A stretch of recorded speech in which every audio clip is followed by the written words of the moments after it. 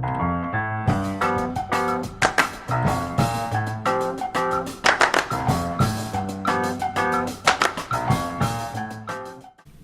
World War II, there was a great drive towards secularity and modernization in a range of Islamic societies. A number of Islamic states had revolutions that turned them in a particular post-war direction.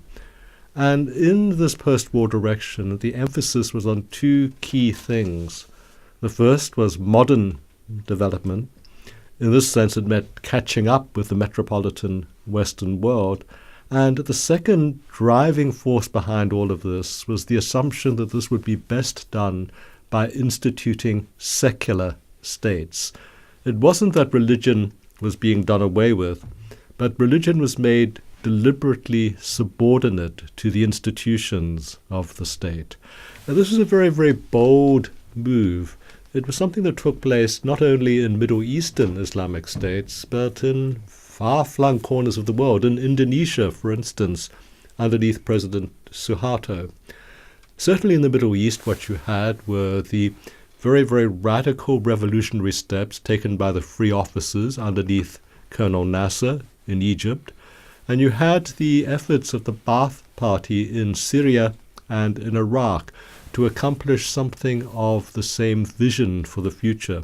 In fact, at one point in time, there was a proposition on the table that Egypt and Syria should form a united Arab republic, and the co-joint country would go forward along these lines of secular modernity.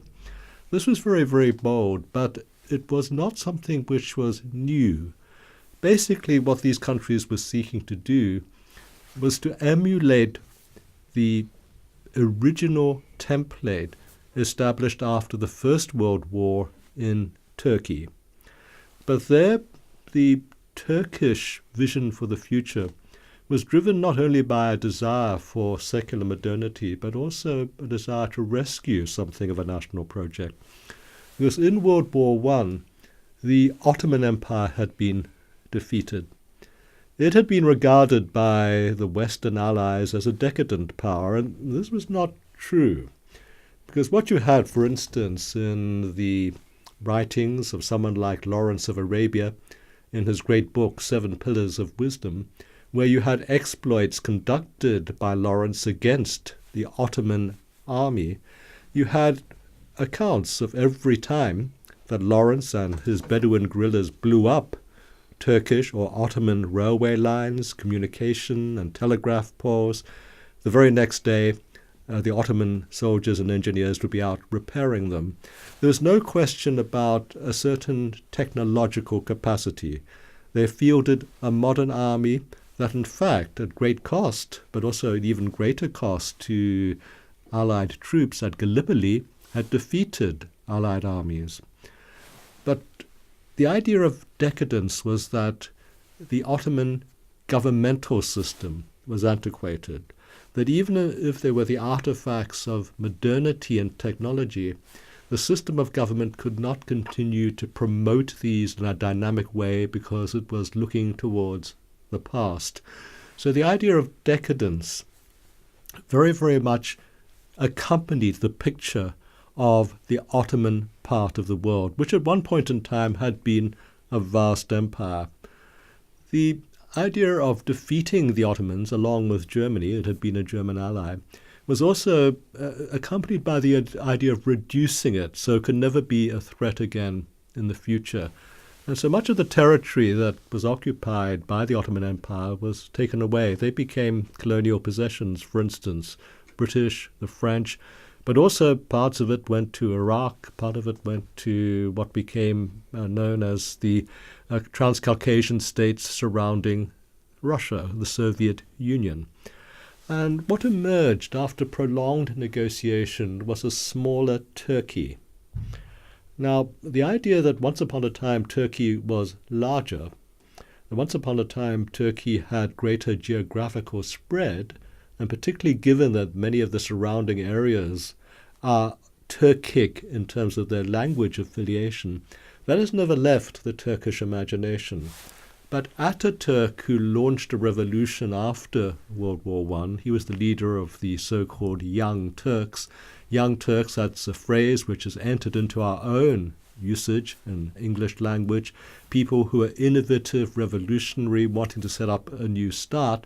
This idea of making that new start, taking modernity even further forward than had been possible before, but doing so without the decadent and degenerate constraints of a conservative, inward-looking, Islamically based society, keeping Islam but subordinating it to a very strident, almost militant secularism to be safeguarded by the army.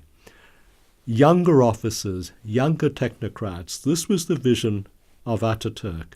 This is what was emulated by Egypt, Syria, to an extent by Iraq, by Indonesia after World War II.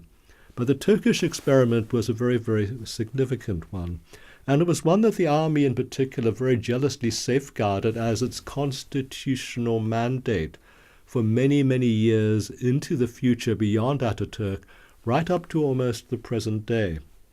But although Islam was subordinated to the institutions of a secular state, it never went away. It remained very, very much as part of the culture of Turkey, a very, very difficult type of Islam in the sense of its efforts to fuse elements of both Sunni and Sufi Islam together.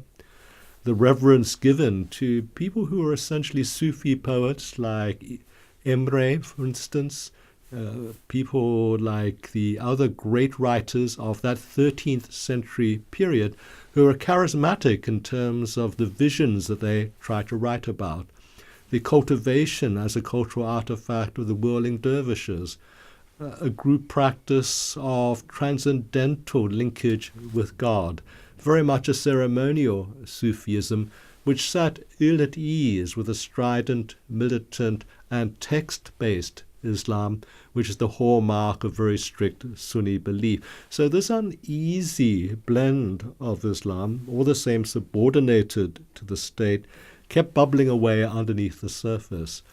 So that when we had the triumph in recent days of Erdogan and his party, and finally what was regarded as a mild and moderate Islamic party took charge of Turkey up to that point in time since World War I, a secular state, everyone wondered what the future would hold. Would it become strident? Would it become militant in a jihadist way? Would it become part of the great problems of the Western world and its relationship with the Islamic world? Or could it remain a bridge between the two, given the great modernity that a very great deal of Turkey has managed to achieve? Now, in fact, one of the hallmarks of the Erdogan government, quite apart from accumulating more and more power in the person of President Erdogan himself, has been the desire to re-establish the kind of outreach of the Ottoman Empire. The slow but very steady involvement of Turkish foreign policy in Middle Eastern theatres of conflict, in Syria, for instance, in the battlefields of Mosul, for instance, and trying to be a power to counterbalance Israeli outreach in the Palestinian area, and trying to make incursions against Russian expansionism in the Transcaucasian states. All of this looks to a vision of Turkey as recapturing, if not in geographical terms, but certainly in influential terms, the kind of outreach that was possible during the Ottoman period. Mosul, for instance, the battleground now between ISIS and a coalition of forces, including Turkish forces in the background, was once part of the Ottoman Empire. It is now part of Iraq. It is now contested. But I think the sense in Turkey, certainly underneath Erdogan, is that this was once part of the Turkish provenance in that very key, strategic and critical part of the world. But the percolation of Islamic influence in society at large that allowed Erdogan to rise to the top in a wave of popular democratic momentum was probably accomplished by a very, very curious scholar and thinker called Gulen. Erdogan now has essentially outlawed Gulen. The recent coup attempt in Turkey was blamed fairly and squarely on the followers of Gulen. Gulen was seen as the dark force that animated this uprising against Erdogan. But without Gulen and his influence in almost every section of society, this percolating Islamic influence, there would have been no Erdogan. So whether or not this was a power struggle to settle scores of debt that were accumulated in the past, whether it was a power grab for one man only at the expense of the other, or whether there was a real difference between the two in terms of political or even doctrinal terms, remains open to debate. Certainly what Gulen stood for is something worth remarking upon. The terms like moderate Islam are overused and have been overused to the sense of being banal. But he really did stand for a scholarly version of Islam which was ecumenical and compassionate, so that a very great deal of the social work accomplished by the Gulenist movement was very much the kind of public good that municipal councils and governments could not provide. When I was last staying in Istanbul, for instance, the park outside my apartment was looked after by Gulenists who would give up their time voluntarily to do something as simple as watering the plants. Everywhere you went, you could see the social good that they were accomplishing, and you could feel the goodwill that this was building up.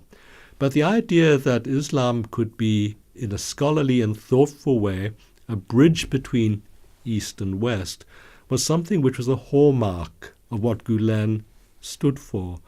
His exile now in North America is almost emblematic of this kind of bridge, a bridge at opposite ends of which he felt at ease.